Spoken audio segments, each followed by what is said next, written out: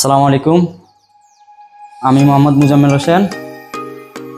আলহামদুলিল্লাহ, আজকে অনেক দিন অপেক্ষা করার পরে আজকে আমি হাঙ্গেরির ওয়ার্ক পারমিট ভিসা হাতে পেয়েছি। আমার এই যাত্রায় আমাকে সহযোগিতা করেছেন। দীর্ঘদিন আমি ওনাকে অনেক বিরক্ত করেছি। আলহামদুলিল্লাহ, আমি ধৈর্য ধরার কারণে আজকে আমার হাঙ্গেরির ওয়ার্ক পারমিট ভিসা হাতে পেয়েছি। যার কথা না বললেই নয়, রিলায়েন্স ওভারসিজের আমার প্রিয় বড় ভাই নাফিস ইমতিয়াজ সংগ্রাম। ভিসা সংক্রান্ত যে কোনো বিষয়ে আপনারা চাইলে ভাইয়ের সাথে যোগাযোগ করতে পারেন। ভাইয়ের ঢাকাতেও অফিস আছে, লাকসামেও আমাদের অফিস আছে।